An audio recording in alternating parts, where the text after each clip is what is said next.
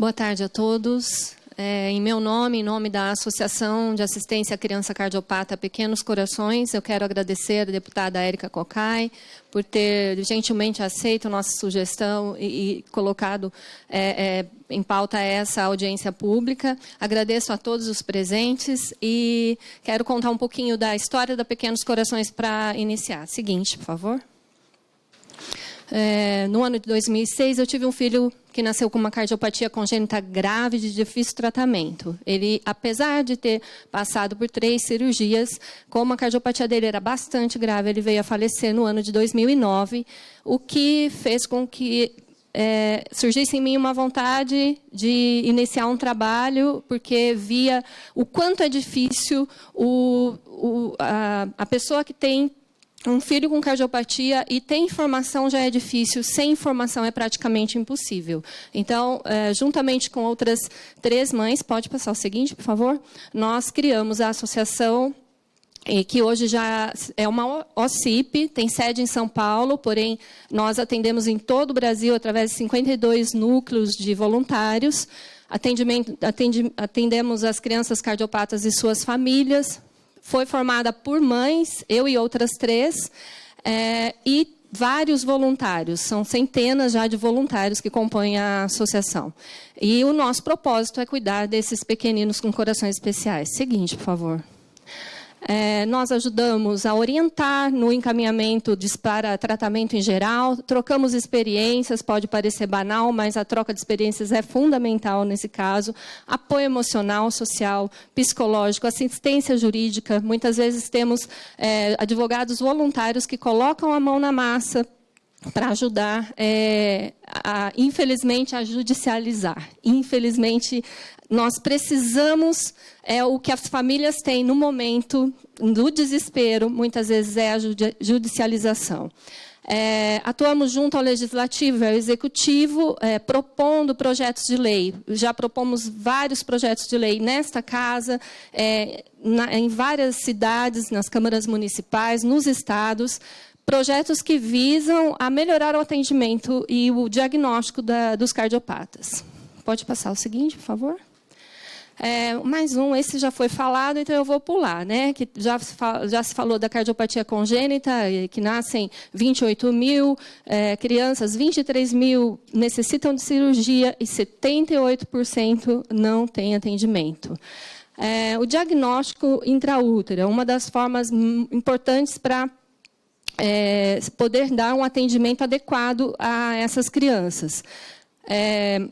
O ideal seria o ecocardiograma fetal. Nós pensamos, primeiramente, um ultrassom morfológico, que daria a possibilidade de haver ou não uma cardiopatia congênita, em seguida um exame de ecocardiograma fetal, para que se programasse um parto em um local, em um centro de referência, com UTI neonatal e cardiológica, e os cuidados nas primeiras horas de vida. Isso seria o cenário ideal, mas a gente está longe disso. O que nós temos, pode passar, por favor? Nós temos o teste do coraçãozinho, que é feito nas primeiras 24 horas, como o doutor Jorge Affione disse. Nós temos assim, um grande orgulho do teste do coraçãozinho, porque no ano de 2011 nós iniciamos e apresentamos em diversas cidades projetos de leis para que se tornasse lei o teste do coraçãozinho. Depois, 12 estados também tornou lei em 12 estados. E, por fim, o Ministério da Saúde tornou prática na triagem neonatal. Né? É um teste indolor, não invasivo, muito simples de ser feito, com um equipamento muito barato. Mas, infelizmente, o teste do coraçãozinho não vem sendo realizado em muitas maternidades. Seguinte.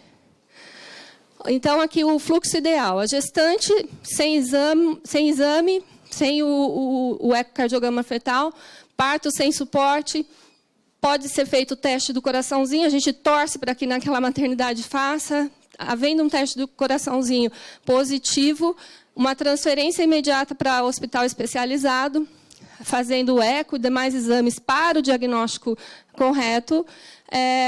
Os casos que necessitam de cirurgia imediata e alta. Nossa, é lindo ver isso, né, gente? Quem sabe a gente consiga assim. Mas, ou antes, né? Gestante com ultrassom morfológica, ecofetal, faz o parto em UTI, um parto num hospital que tenha UTI e neonatal e cardiológica, teste do coraçãozinho, faz os exames. Em alguns casos, não é necessário a cirurgia imediata. A criança vai de alta, aí precisa de um acompanhamento ambulatorial, cardiopediátrico, com exames, tudo mais, até chegar à cirurgia efetiva e programada. Cenário ideal. Pois, por favor. Mas a realidade, qual é? Descumprimento do teste do coraçãozinho. Não se faz o teste do coraçãozinho. Falta de exames. Às vezes não tem equipamentos, não tem nem mesmo pessoal para fazer um ecocardiograma e diagnosticar a criança. Falta de centros especializados. Falta de leito de UTI neonatal, cardiológica ainda mais. Falta de vagas para fazer cirurgias. Dificuldades para acompanhamento ambulatorial. Não são muitos estados que oferecem pelo SUS acompanhamento ambulatorial. Descumprimento de judicializações. Infelizmente, não tem como, apesar das ações judiciais e das liminares, como já foi muito bem dito aqui, liminar não cria leitos. E, infelizmente, está sendo descumprido. Falta de soluções de curto prazo e falta de planejamento de médio e longo prazo. Seguinte, por favor. Olha, o teste do coraçãozinho é negligenciado, e assim, a desculpa é que o aparelho, não tem um aparelho. O aparelho não custa mais que R$3.000, para vocês terem uma ideia. Então, é uma desculpa realmente, né? Por exemplo, tem uma manchete aqui, que exames deixam de ser realizados em um hospital por falta de equipamentos. Seguinte. Mesmo detectado pelo teste do coraçãozinho, às vezes não tem como realizar o ecocardiograma. Falta aparelhos e falta profissionais. Olha lá outra manchete. Falta de cardiopediatra na rede pública, descumpre ordem judicial de 2012. Essa matéria é de 2014, gente. A criança estava precisando fazer um exame, no caso, lá em Alagoas, isso. E o que acontece? Infelizmente, a criança não teve o atendimento. Próximo. Faltam clínicos, cirurgiões, enfermeiros, perfusionistas, anestesistas, hemodinamicistas e assim por diante. A ausência de funcionário fecha UTI neonatal no Procap. Isso aí, gente, aconteceu porque ficou um tempo, ficou um mês sem atendimento porque funcionários estavam de férias e não tinha como continuar o atendimento. Então, é um absurdo UTI fechando, UTI como do Procap, por falta de funcionários. O próximo. O déficit cirúrgico é o pior. Como já foi falado, 28 mil que nascem por ano, 23 mil precisando de cirurgia, 78% não recebem tratamento. Em 2002, fazia-se 8.092 cirurgias e, em 2014, 5.773. Ali, a manchete dizia que 62% das crianças não recebiam atendimento. Isso em 2002. Agora, já são 78%. Próxima. Em Manaus, os cardiologistas deixaram de fazer cirurgia por falta de material. O hospital, deixa eu lembrar aqui, Francisca Mendes. É uma pena, gente. O Hospital Francisca Mendes teve um projeto junto ao Ministério da Saúde, começou a fazer cirurgias e, infelizmente, por falta de verbas, ele diminuiu de 60 para 12 cirurgias. Esse é um bebê... Por favor, roda de novo para mim. Consegue? Lá embaixo. Aí. É um bebê necessitando de cirurgia. A situação da criança no colo da mãe, ela nos autorizou as imagens. Essas imagens foram na TV. E olha a situação precária dessa criança, gente. A situação de outras tantas crianças que tem ali no mural.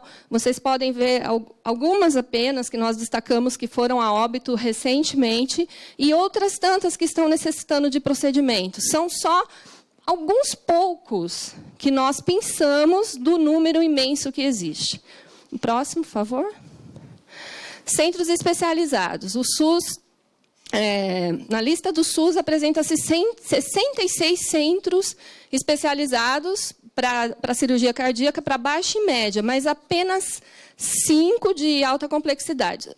Mas, no momento, pouco mais de 20 estão, de fato, produzindo. Quero dar um exemplo da minha própria cidade.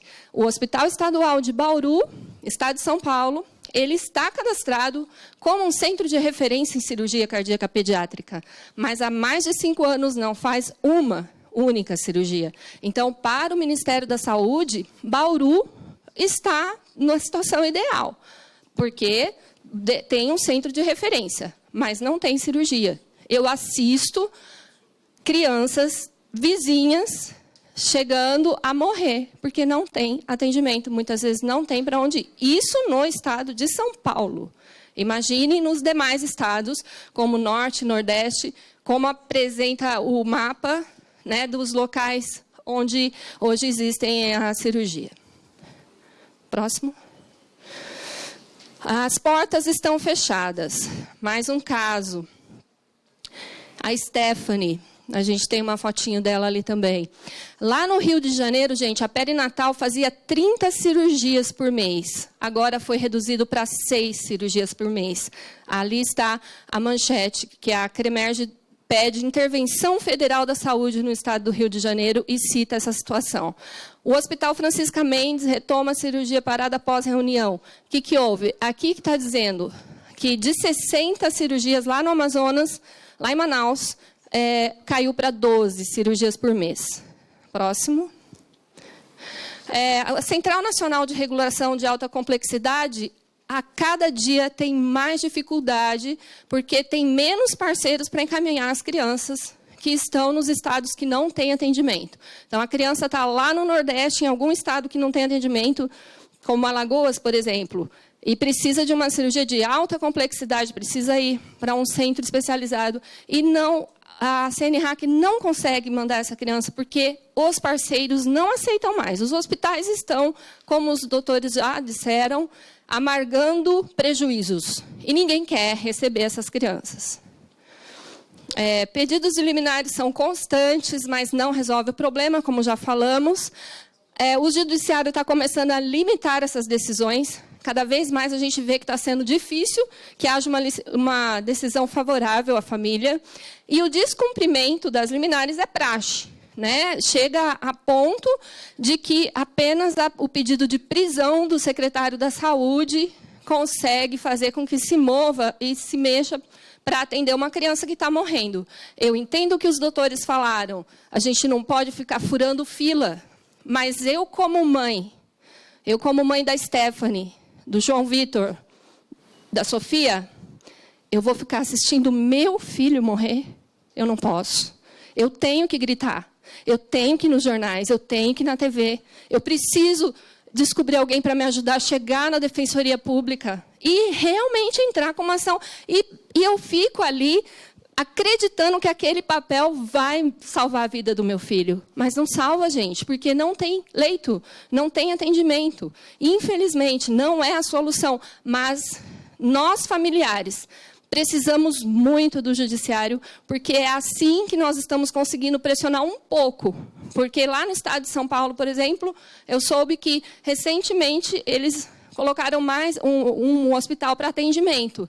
Só que, assim, eles iniciam um serviço e, no mesmo mês, eles querem que saiam atendendo e fazendo cirurgias de síndrome de hipoplasia do coração esquerdo, que é uma cardiopatia gravíssima e que poucos centros fazem a cirurgia. E aí eles exigem que esse hospital faça 10 cirurgias por mês. Para quê? Vai fazer para matar 10 crianças? Entende, gente, como é complexo? Porque muitas vezes não resolve simplesmente dizer, abrimos mais um local, tem que especializar, tem que... não é apenas abrir um leito, simplesmente. Vai muito mais longe do que isso. Por favor. Algumas decisões judiciais, que, por exemplo, o juiz diz... que se faça a cirurgia, que se transfira a criança, mas que se cumpra a ordem da lista de espera. Quer dizer, deu na mesma. A criança continua na lista de espera como todas as outras e vem a falecer muitas vezes. Um bebê de 25 dias morre aqui no DF esperando cirurgia cardíaca. Mais 2 bebês no Tocantins morreram à espera de cirurgia cardíaca. Na verdade, existiam 7 bebês esperando cirurgia cardíaca numa situação muito complicada, todos em UTI. 3 faleceram por falta de atendimento. Um deles chegou a ir para o Rio de Janeiro, e chegou no Rio de Janeiro, teve que voltar, porque o hospital não recebeu, porque não tinha pagamento, não tinha repasse, não tinha nada, e esse bebê veio a falecer no estado de origem. Os outros 4, nós tínhamos contato e perdemos os contatos com as famílias, o que leva a crer, na nossa visão, que muito provavelmente morreram, porque quando as mães somem, muitas vezes é porque seus bebês já não estão mais ali. Por favor. Possível solução. Em âmbito federal, oferecer tratamento, quem sabe, pelos hospitais universitários. Nós vemos uma solução nisso. Um trabalho de convencimento com secretários de Estado, de forma que eles tenham convênios com hospitais que possam atender essas crianças, se eles não puderem oferecer esse tratamento nos seus estados. Fiscalizar a realização do teste do coraçãozinho, que é muito importante para o diagnóstico, oferecer atendimento básico e transferência imediata e busca da autossuficiência na própria rede. O ideal é que cada estado opere suas crianças.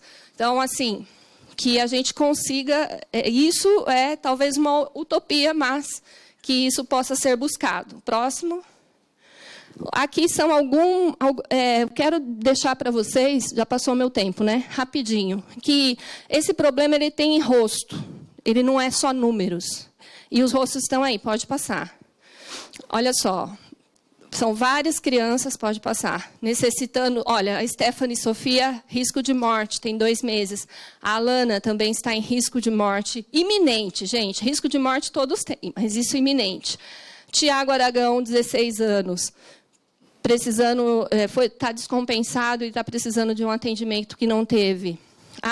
Por exemplo, essa menininha, Arilene, está com rejeição de fios de aço. Não teve atendimento, só para alguma coisa que está dando dor nela, imagina. Enfim, e óbito, o Ângelo no Tocantins, o Enzo em Brasília, o Jean André em Recife. Eu fico pensando nessas mães, né, que não têm mais os seus filhos com elas. E esses rostinhos aqui é para mostrar para vocês que a cardiopatia congênita não é só esse nome feio. Ela tem rosto. São as nossas crianças que estão morrendo.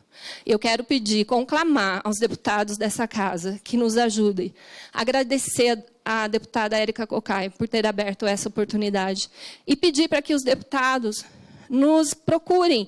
Quem sabe possamos fazer alguma coisa nos seus estados, nos estados que vocês representam. E essa comissão, gente, vamos realmente seguir em frente e realmente começar a dar solução para o problema. Não adianta ficarmos aqui só discutindo e não resolver. Esses rostinhos estão precisando de nós. E eu chamo a todos para realmente abraçar essa causa e que não saiamos daqui sem soluções efetivas. Obrigada. Agradecer a senhora Márcia Adriana e passar a palavra, então, para a nossa próxima expositora, que é a doutora Karen Bezerra Rocha de Aguiar, que é